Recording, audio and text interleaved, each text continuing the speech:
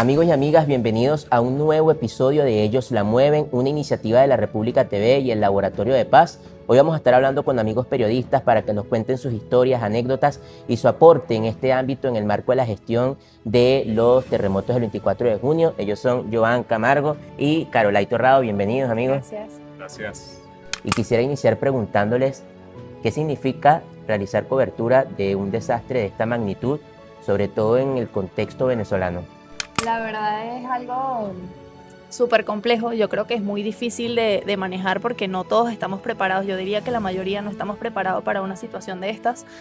Pero creo que es también cuestión de vocación y querer ayudar a los demás, ¿sabes? Centrarte en lo que la gente necesita y en darle voz a esas personas que quizás no tienen quien los ayude o no pueden hacer alguna denuncia y tú estás allí para apoyarlos y de alguna u otra manera pues poder darle voz a todas esas historias que quizás pues muchas personas no saben, ¿no? Joan, cuéntanos. Sí, bueno, yo divido la labor en dos factores. La primera, sin duda alguna, informar, hacerlo de manera responsable. Creo que esto fue muy importante en medio de esta tragedia, porque a diferencia de la vaguada, en esta oportunidad siento que la tragedia fue cercana para todos. Y esto se debió a la gran cantidad de información que salió en esas primeras horas y que evidentemente esto se tradujo en ayuda.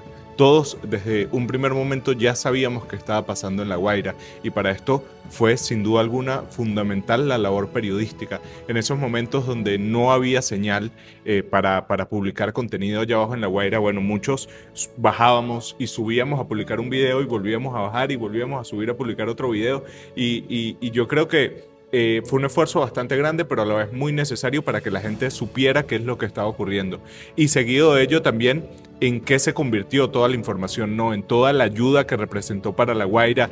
Yo nunca había visto un nivel de ayuda y de apoyo tan grande y creo que fue algo que me quebró en medio del contraste de ver tanta tragedia, observar cómo muchos miles de venezolanos se unieron para apoyar a las personas de La Guaira me pareció impresionante y de hecho fue algo tangible. Al segundo día La Guaira estaba completamente colapsada de tanta ayuda que llegó y creo que en parte eso fue gracias a ese reflejo de esa realidad que estaba ocurriendo desde un primer momento. Ahora que también quisiera que ustedes pudiesen explicarnos qué les impactó desde el punto de vista personal, más allá de lo profesional, de todos estos días de cobertura que además continúan. Un hecho totalmente inédito, pero qué experiencias tanto positivas como quizás negativas o lamentables ustedes pueden sacar de una situación como esta. Mira, yo creo que lo positivo dentro de toda esta tragedia, yo creo que es la solidaridad de todos los venezolanos, la unión que hubo desde el primer momento, desde el día jueves, tantos motorizados, tantos camiones, tantos carros bajando, que es, como lo dice Joan, La Guaira estaba totalmente colapsado y eso es beneficioso para cada una de estas personas porque era mucha ayuda la que estaba llegando, pero por otro lado también el impacto fue emocional al ver La Guaira como se había convertido literalmente.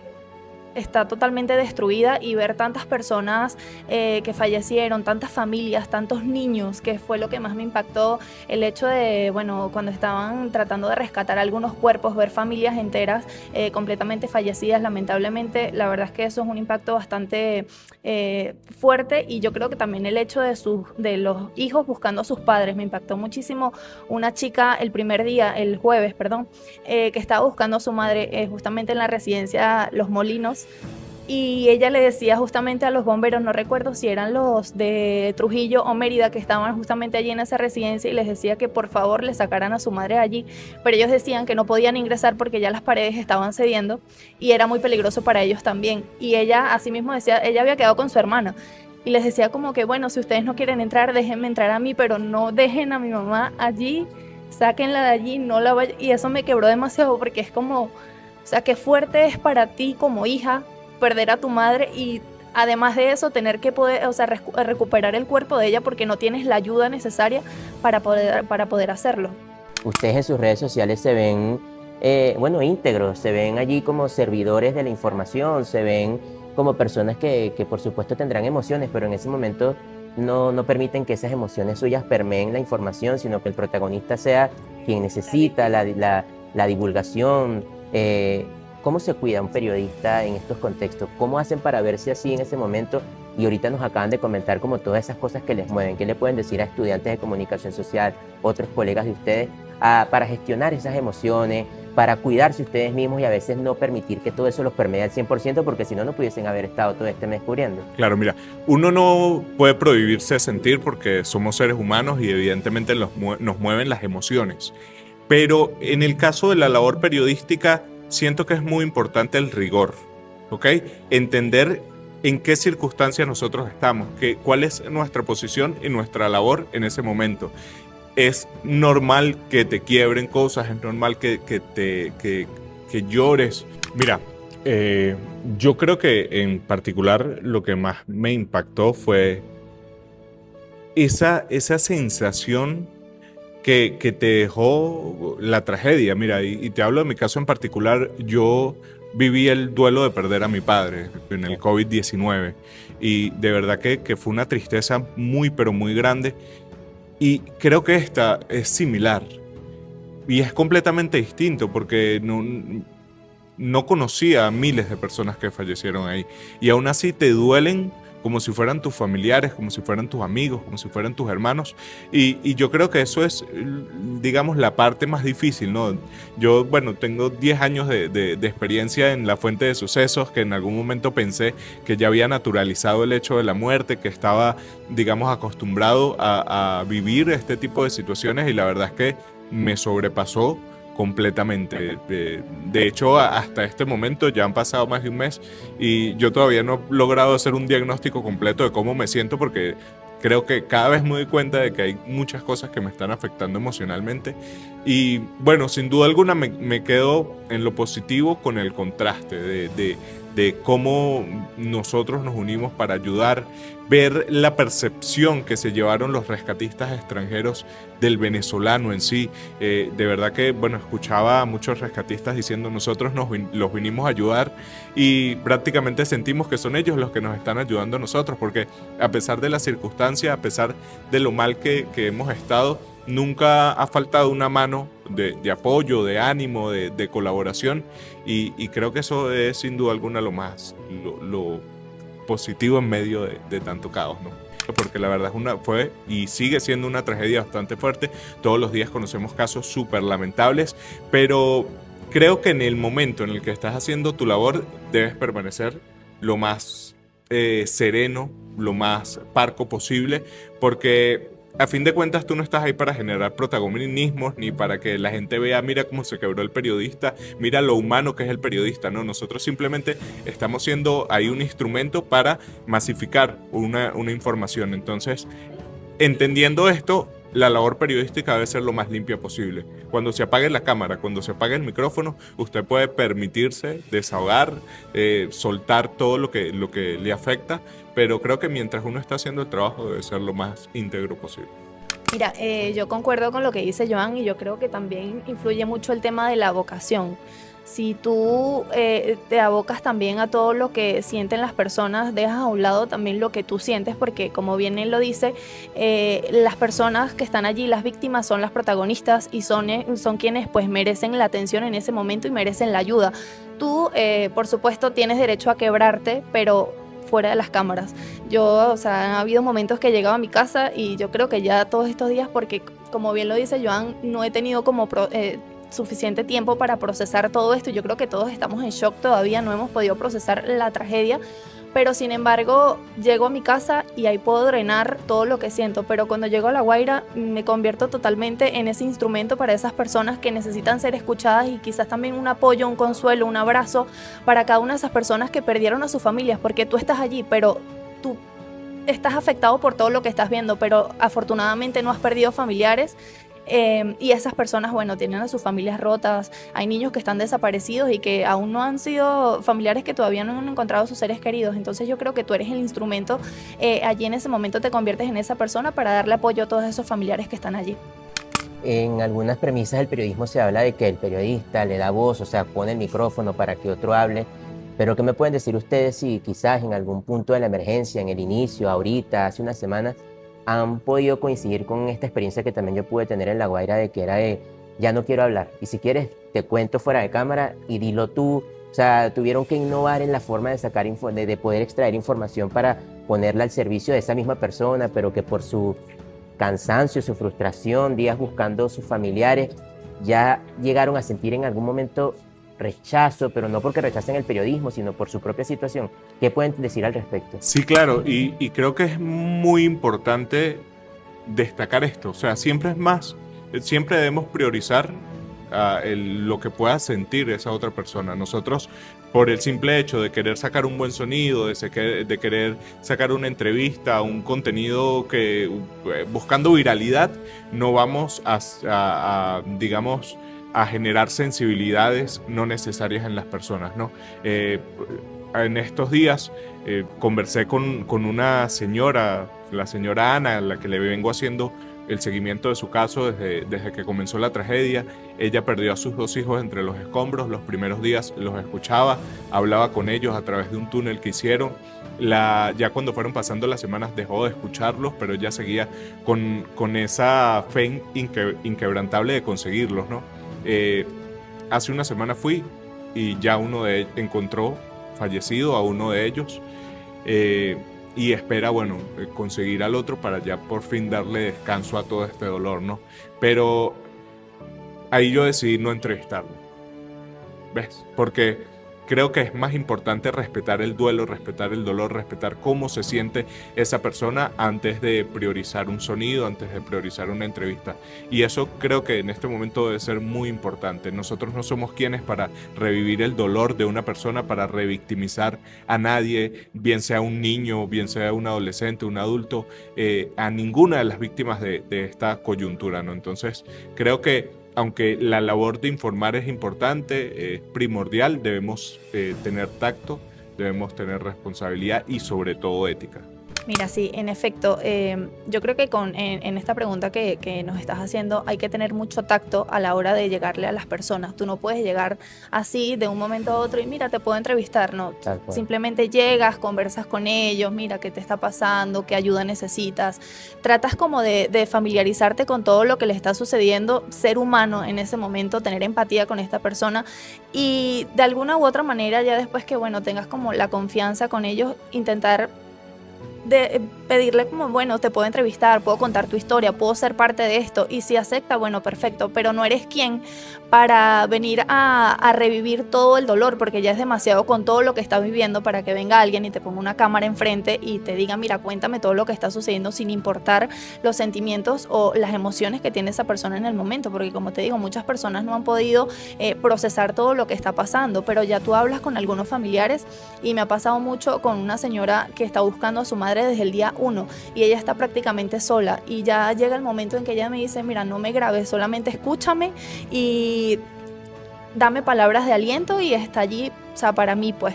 Entonces ya llega el momento en que tú ya no quieres como grabar porque ya la gente sabe la historia, ya la gente conoce el caso, pero tú te quedas allí como para darle algún consuelo dentro de todo este caos, ¿no? Yo creo que la pregunta principal no es cómo viviste el terremoto, sino qué necesitas en este momento.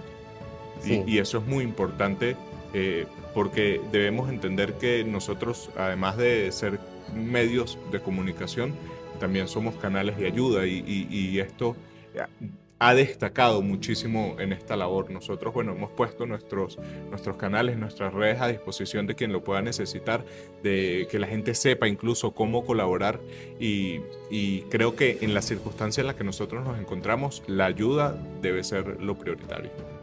Y ya muy cerca del final de esta conversación, yo quisiera preguntarles a ustedes y sobre todo para que ustedes puedan comunicarle esto a la audiencia, de que todo teléfono en estos tiempos es un gran poder. Tienes un poder en tus manos cuando tienes un dispositivo móvil con una cámara, con un micrófono, entre otras cosas, y todo poder conlleva una gran responsabilidad, la responsabilidad de informar. Y algo que no estaba ausente de esta emergencia ha sido la desinformación. ¿Cómo nos cuidamos de la desinformación? No solo como periodistas, que ya podríamos intuir, verificar, entre otras cosas, sino la audiencia que a veces incurre en lo que se denomina información errónea, que es que tú te crees lo que recibes, que ya es desinformación, y lo compartes. ¿Cómo podemos invitar a esa audiencia a cortar eso, ese flujo informativo que hace daño porque mueve emociones no asociadas a realidades, que puede tergiversar también la misma realidad? Mira, yo creo que el periodismo no es empírico y que la labor de informar debemos dejársela a quienes realmente estudiaron para esto. Porque evidentemente tienen los mecanismos y las técnicas para poder precisar o corroborar una información y eso es muy muy importante en esta situación. Cualquiera evidentemente puede comunicar, cualquiera puede buscar la manera de apoyar desde su teléfono. Ha sido muchísima la ayuda que ha recibido La Guaira por creadores de contenido, por cualquiera que decidió usar su plataforma como una ventana para visibilizar la situación. Pero hay una brecha bien grande entre la labor de mostrar lo que ocurre e informarlo con responsabilidad. Y creo que para eso las personas deben seguir principalmente los canales regulares los periodistas en los que las personas, digamos, tengan confianza. Y creo que también debemos aprender a distinguir, ¿no? Mira, sí, hay que ser súper responsables con lo que se va a compartir en las redes sociales, porque yo creo que, como bien lo dices, hoy día muchas personas pueden compartir información, pero lo importante de esta información es que sea veraz, que sea verídica, porque muchas personas comparten información simplemente con el hecho de generar morbo o de llegar a esas personas para obtener viralidad. Entonces es cuestión también de tener responsabilidad a la hora de informar, porque como bien lo dices, cualquiera puede tener un teléfono, pero sí es muy importante también verificar las fuentes, porque también la gente se deja llevar mucho por las cuentas de Instagram que están verificadas, y sin embargo me pasó en estos días que una cuenta de Instagram verificada, un portal de noticias, estaba publicando justamente un rescate, haciéndolo pasar como hace días, un rescate reciente. Y entonces a veces muchas personas se dejan llevar porque, bueno, está verificada, puede ser confiable, pero tienes que verificar la fecha, quién lo publicó, hacer el contraste de las fuentes, quién lo dijo. Hay mucha desinformación y yo creo que esto también genera una esperanza en las personas que ya biológicamente es completamente imposible. Yo diría que, bueno, puede ser un milagro que ocurra a una persona que esté viva a estas alturas, ya un mes, 4 o 5 días, no sé ya cuánto ha pasado desde el terremoto, pero biológicamente es imposible que ya una persona esté viva a estas alturas, ¿no? Lamentablemente. Sí, nosotros también vivimos esa experiencia. Nosotros bajamos en la mañana después de los videos que circularon. Y era increíble cuando ya estábamos en la zona, las diversas fuentes lo que decían era que habían señales asociadas con posibles signos vitales. O sea, eso tiene demasiados policías acostados. Claro, pero en un principio sí se confirmó. Cuerpos, edades, que yo decía, como sí, unas claro. señales Mira, asociadas a signos vitales tienen género, edad. Fue una cosa... Y uno no llega a medir la gravedad de esto. No podemos ir con ligerezas cuando hablamos de algo tan complejo y que evidentemente se puede masificar. Que sí, que la idea de milagros pueden ser totalmente legítimas en familias que van a buscar y buscar y buscar y se entiende, y hay que tener hasta cierta empatía, porque no era que ahí no estaba pasando nada, ahí había un movimiento de personas que hay que respetar y reconocer. Bueno, ellos buscan algo en medio de... No le puedes decir. No le puedes decir. Uno no le puede decir no. Cuando se te pone el micrófono y tú tienes que emitir un mensaje, pues la responsabilidad es sumamente importante. Una pregunta para cerrar para ambos, y es: algoritmos, tecnología, cuentas verificadas, las propias restricciones que ya de por sí se viven en Venezuela, pero si algo ha dejado esta realidad es que el periodismo de terreno como que se abrió un poquito de espacio, como que al final estar allí, verificar y construir una historia puede todavía seguirle dando la pelea a un periodismo totalmente distanciado y ubicado en las pantallas tecnológicas. ¿O crees que hay una conciliación? ¿Crees que hay una manera en el que se puedan llevar ambos? ¿O la presencialidad siempre va a ser importante en el periodismo? ¿Qué opinan ustedes? Totalmente. Yo soy un periodista de campo y siempre me ha gustado el trabajo de campo. No es lo mismo recibir una información desde una sala de redacción que acudir al sitio. Y no simplemente porque lo estás valorando tú desde el lugar, sino porque vives, porque sientes y padeces lo que está ocurriendo en ese momento. Siempre es importante ir a la fuente, siempre es importante ir a donde está la noticia. Por ejemplo, el día del caso este que estamos conversando, yo bajé a las 2:30 de la noche a ver qué ocurría y aunque por redes parecía que existiera realmente un milagro, cuando llegas allá no logras confirmar absolutamente nada. Entonces, creo que eso es lo maravilloso y lo importante de cuando vas a la calle, que te permite con tus propias herramientas, con tus propios recursos, verificar o descartar una información. Sí, también el tema es que, por ejemplo, ahorita en esta situación hay mucha información cruzada. Entonces también se dificulta un poco el tema de poder verificar bien qué es lo que están diciendo las personas, si es verídico o no. Por algunos rescatistas tú les preguntabas, o bomberos, y decían como que, bueno, daban una información, pero tú le preguntabas a los familiares y evidentemente ellos mantienen la esperanza y la fe intacta. Pero sin embargo yo bajé al día siguiente y automáticamente me fui a la fuente, les pregunté a uno de los bomberos que estaban allí y me confirmaron, me dijeron, no, mira, o sea, negativo, o sea, fue un falso positivo, aquí no hay vida, o sea, es completamente falso. Entonces también es el hecho de poder confirmar, y yo creo que el estar en el terreno te hace como confirmar toda esta información y hacer más verídico todo, tener también los sentimientos y las emociones para poder transmitir toda esta información y así de esta manera llegar de una mejor manera a las personas que pues te están viendo a través de una pantalla. Sin duda alguna. Bueno, periodistas como Joan, como Caroline, no solo mueven información, historias, promueven el acceso a la información, sino que también tienen un alto valor y un alto compromiso con lo que significa servir a la sociedad en contextos de emergencia y en otros contextos regulares. Esperamos que el país pueda permitir un mejor ejercicio del periodismo, que el espectro radioeléctrico se pueda abrir, que las libertades de comunicaciones en el país puedan cada vez profundizarse mucho más y los marcos legales que a veces regulan la libertad de expresión puedan derogarse para que periodistas como ellos puedan brillar y la desinformación cada vez perder mucho más terreno, que se profundiza en situaciones como las que vivimos actualmente. Así que periodistas como Joan y como Caroline definitivamente la mueven. Muchísimas gracias por acompañarnos en este episodio. Y bueno, y las puertas de la República y el Laboratorio de Paz siempre abiertas para ustedes. Gracias.